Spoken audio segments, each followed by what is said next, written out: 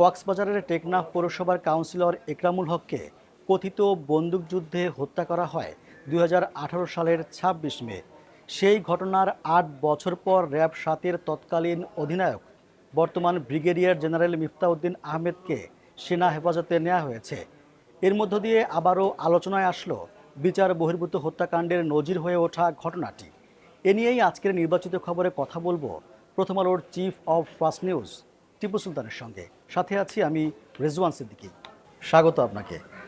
এত বছর পর আলোচিত এই ঘটনায় একজনকে সেনা হেফাজতে নেওয়া হলো, তখন তার ভূমিকা কি ছিল আর বাকি আসামিদের কি অবস্থা? ধন্যবাদ।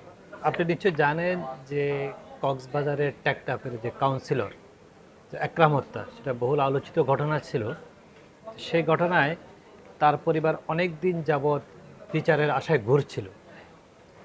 এখন একটা পরিবর্তিত পরিস্থিতিতে তার স্ত্রী আমাদের আন্তর্জাতিক অপরাধ ট্রাইব্যুনালে এটাকে মানবতা বিরোধী অপরাধ হিসাবে তিনি একটা অভিযোগ দাখিল করেছিলেন।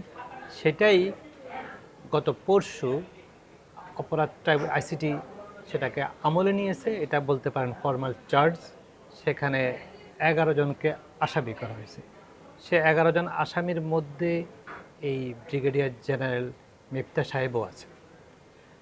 আর আপনি জানেন মিফতা সাহেব তৎকালীন র্যাব 7-এর অধিনায়ক ছিলেন এবং তাকে গতকালকে বাংলাদেশ সেনাবাহিনী হেফাজতে নিয়েছে। হেফাজতে নেওয়ার মধ্য দিয়ে আবারও সেই একরাম হত্যার বিষয়টি নতুন করে আলোচনায় এসেছে।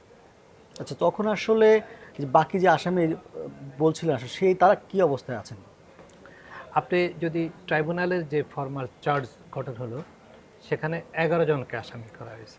সে 11 জনের ভিতরে সাবেক প্রধানমন্ত্রী, ক্ষমতাচ্যুত প্রধানমন্ত্রী শেখ হাসিনাও আছেন, ওবায়দুল কাদের আছেন, তৎকালীন স্বরাষ্ট্রমন্ত্রী আসাদুজ্জামান খান কামাল আছেন, র্যাবের তখনকার যিনি মহাপরিচালক ছিলেন বেনজির আহমেদ তিনি আসামি আছেন। এখানে আরও আসামি আছেন আওয়ামী লীগের সাবেক সংসদ সদস্য আব্দুর রহমান বদি আছেন, আব্দুল লতিফ খান উনি অবসরপ্রাপ্ত কর্নেল, র্যাবের তখনকার সময়ের অতিরিক্ত মহাপরিচালক অপারেশনস ছিলেন, আছেন ব্রিগেডিয়ার জেনারেল মাহবুব আলম, তিনি র্যাবের সাবেক পরিচালক, ব্রিগেডিয়ার জেনারেল মিফতাউদ্দিন আহমেদ তো জানেনই গতকালকে হেফাজতে নিল, মেজর রুহুল আমিন রাজন একজন আছেন র্যাবের সাবেক কোম্পানি কমান্ডার, উনি অবসরে আছেন, স্কোয়াড্রন লিডার নাজবুস সাকিব মাহমুদ এয়ারফোর্সের কর্মকর্তা, উনি তখনকার সময় ডিজিএফআই অফিসার ছিলেন ওই এলাকার, লেফটেন্যান্ট কমান্ডার আশিকুর রহমান সৈকত উনিও র্যাবের সাবেক কোম্পানি কমান্ডার। এর মধ্যে আপনার শেখ হাসিনা, ওবায়দুল কাদের, আসাদুজ্জামান খান কামাল এরা তো পলাতক জানেন 2024-এর গণ অভ্যুত্থানের পর থেকে। একমাত্র আব্দুর রহমান বদি, বহুল আলোচিত আওয়ামী লীগের সাবেক সংসদ সদস্য টেকনাফেরি, উনি, আনোয়ার লতিফ খান র্যাবের সাবেক কর্মকর্তা, মাহবুব আলম র্যাবের সাবেক কর্মকর্তা, ওনারা আগে থেকেই অন্য মামলায় হেফাজতে আছেন। আর নতুন করে হলো ব্রিগেডিয়ার জেনারেল মিফতা আর বাকি সকল কর্মকর্তার বিরুদ্ধে ইতিমধ্যে ওয়ারেন্ট ইস্যু করা হয়েছে। তারা এখনও গ্রেপ্তার নেই, পলাতক বলতে পারেন, আত্মগোপনে বলতে পারেন। আচ্ছা, আমরা যদি দেখি যে ওই সময়টায় বন্দুকযুদ্ধে কিন্তু অনেকেই নিহত হয়েছেন, কিন্তু এর মধ্যে একরাম হত্যাকাণ্ডের ঘটনাটি আসলে এত আলোড়ন তুলল কেন? আপনি যদি পেছনে তাকান 2018 সালে যখন একরামকে হত্যা করা হয়, এটা সম্ভবত মে মাসের 26 তারিখ রাতে, সেই কথিত ক্রস ফায়ার বন্দুকযুদ্ধ যেটাই বলেন, এই মৃত্যুর ঘটনাটা 1-2 দিন পরেই ব্যাপক আলোচনায় আসলো, যখন একরামের বাচ্চাদের সাথে, মেয়েদের সাথে তার যে শেষ কথোপকথন, একরামকে তুলে নিয়ে গেল, একরামের মেয়েদের সাথে লাস্ট কথা হয় তখন তিনি র্যাবের গাড়িতে ছিলেন, তাকে নিয়ে যাওয়া হচ্ছিল হত্যার জন্য। তখন একরাম কথোপকথনের এক ফাঁকে বাচ্চাদেরকে বলছিল ফিরে আসবো, একদম আশ্বাস দিচ্ছিল, সে জানে তখন নিশ্চিত মৃত্যুর দিকে যাচ্ছে। তখন মেয়েরা বলছে, আব্বু তুমি কান্না করতেছ যে, এই যে আব্বু তুমি কান্না করতেছ যে, একটা বাচ্চা মেয়ের এই কণ্ঠস্বরটি তখন সামাজিক যোগাযোগ মাধ্যম, বিভিন্ন মাধ্যমে এমনভাবে ছড়িয়ে পড়ে, প্রতিটা মানুষকে টাচ করে। এবং শুধু তাই না, একরাম ওই ফোন কলটা কাটেনি, তার ফোনটা ওইভাবে ছিল সম্ভবত তার সঙ্গে। একটু পরে গুলির শব্দ হলো, একটু পরে গোঙানির শব্দ শোনা গেল, বোঝা গেল একরাম আর নাই, মারা গেছে। এই জিনিসটা তখন সবাইকে নাড়া, পুরো দেশের মানুষকে নাড়া দিয়েছিল। এবং এর মধ্য দিয়ে বাংলাদেশে ক্রস ফায়ার বন্দুকযুদ্ধের নামে যে বিচার বহির্ভূত হত্যাকাণ্ড চলছিল, এটা অনেক আগে থেকে চলছিল। এগুলো যে বিচার বহির্ভূত হত্যাকাণ্ড, ক্রস ফায়ারের যে গল্প সবাই জানে, কিন্তু বিভিন্ন সময় প্রশ্ন ওঠে। কিন্তু একরাম হত্যার মধ্য দিয়ে ক্রস ফায়ার সরকারের সেসব অভিযান নতুন করে প্রশ্নের মুখে ফেলে। এবং এর মধ্য দিয়ে আপনি যদি জানেন যে এটা নিয়ে ব্যাপক তখন প্রশ্ন উঠেছিল, কারণ একরাম যুবলীগের নেতা ছিলেন, ক্ষমতাসীন দলের সদস্য কাউন্সিলর ছিলেন, তাকেও কিন্তু এই বিচার বহির্ভূত হত্যাকাণ্ড থেকে সেও রেহাই পায়নি। তখনকার সরকার কিন্তু বলছিলেন যে আসলে মাদক বিরোধী অভিযান চলছে আসলে। আপনি যদি বলেন, হ্যাঁ, 2018 সালের মে মাসে আমাদের মনে আছে তখন র্যাবের মহাপরিচালক ছিলেন বেনজির আহমেদ। তারা চলো যাই যুদ্ধে মাদকের বিরুদ্ধে এরকম একটা লাক্সই স্লোগান দিয়ে তারা দেশব্যাপী মাদক বিরোধী অভিযান শুরু করেছিলেন। এর মধ্যে কক্সবাজারে একটা বড় অংশ ছিল, এবং কি সেই মাদক বিরোধী যে অভিযান শুরু করলো মে মাসের 4 তারিখ 2018, সে অভিযান চলাকালেই কিন্তু এই মাদকের তকমা দিয়ে একরামকে হত্যা করা হলো ওই মে মাসের 26 তারিখ রাতে। তারপরে আমরা দেখলাম এই মাদক বিরোধী, কথিত মাদক বিরোধী বিশেষ অভিযানের নামে সর্বশেষ এই সেনাবাহিনীর একজন সাবেক কর্মকর্তা মেজর সিনহা, উনি মারা গেলেন সম্ভবত 2020 সালে। 2020 সালে এই সিনহার মৃত্যুর সময় পর্যন্ত টানা কথিত বন্দুকযুদ্ধ ক্রস ফায়ার চালাতে থাকে, সকল সমালোচনা, সকল প্রতিবাদের মুখে, এবং সে প্রায় 300 জন মানুষ মারা যায়। তখন প্রথম আলোতে আমরা এটা নিয়ে একটা অনুসন্ধানী প্রতিবেদন করেছিলাম।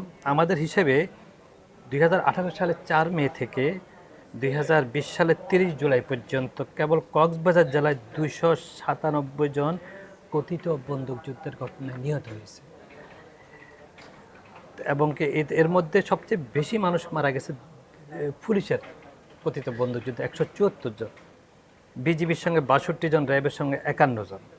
আবার এর মধ্যে কেবল টেকনাফ, যেখানে একরাম মারা যায়, সে টেকনাফ উপজেলায় তখন পুলিশের সঙ্গে কথিত বন্দুকযুদ্ধে মারা যায় 161 জন। হিউজ সংখ্যক মারা যায়, মানে হত্যা করা হয়। এবং কি মেজর সিনহার হত্যার মধ্য দিয়ে যখন বিষয়টা নিয়ে ব্যাপক প্রতিক্রিয়া হয়, তখন এরপরে গিয়ে সেখানে কিছুটা স্তীমিত হয়। এই বন্দুকযুদ্ধগুলো কিছুদিন বন্ধ ছিল।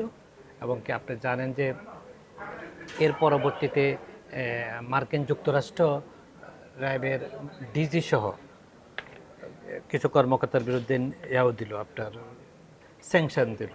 সে স্যাংশনের পর গিয়া এই কথিত বন্দুকযুদ্ধ একটু থামে। সে স্যাংশনপ্রাপ্ত কর্মকর্তাদের মধ্যে গতকালকে যাকে হেফাজতে নিল, যে মিফতাউদ্দিন আহমেদ, তিনিও আছেন, বেনজিরও আছেন।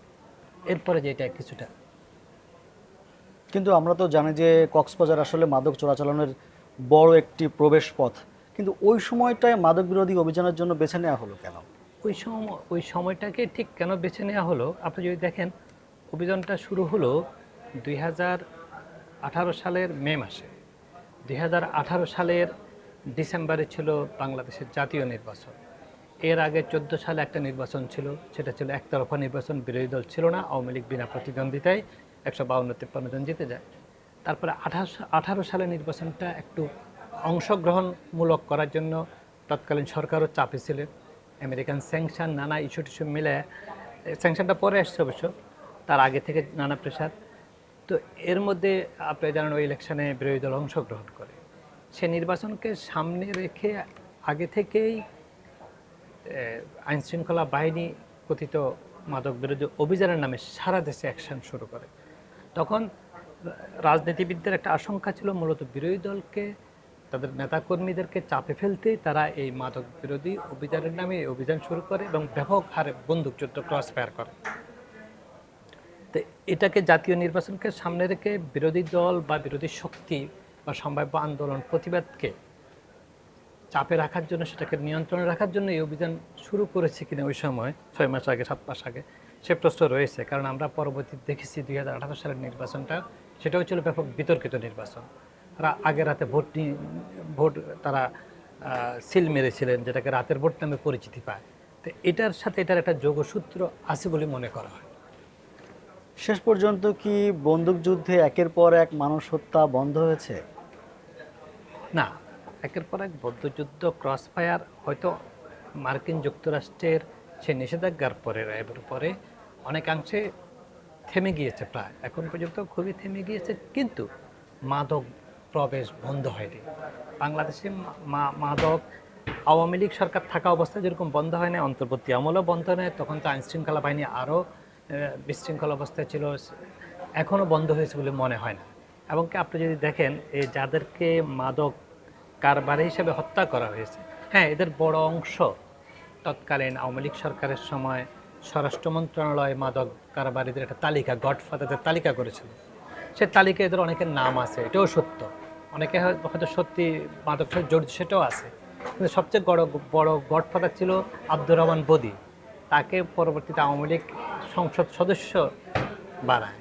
সে বদিকে কিন্তু আওয়ামী লীগ গ্রেপ্তার করেনি, এটাও আপনাকে দেখতে হবে। তো যদি বলি মাদক প্রবেশ বাংলাদেশে বন্ধ হয়েছে, বন্ধ হয় নাই, বরং মনে হচ্ছে যে ক্ষেত্র বিশেষ বেড়েছে বলেও মনে হয়।